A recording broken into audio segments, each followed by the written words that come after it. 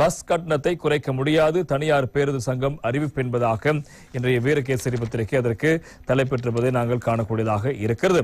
எனவே எரிபொருள் விலை சூத்திரத்துக்கு அமைய எரிபொருள் விலை குறைக்கப்பட்டிருந்தாலும் பேருந்து கட்டணம் குறைக்கப்பட மாட்டாது.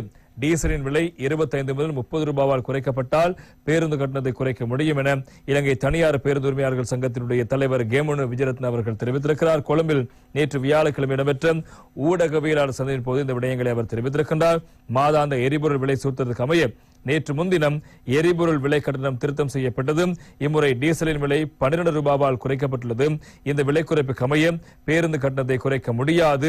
இம்முறை பேருந்து கட்டணத்தை குறைப்பதற்கான இயலுமை கிடையாது. 4 மாதங்களுக்கு முன்னர் பேருந்து கட்டணம் 3 ரூபாவால் அதிகரிக்கப்பட்டது.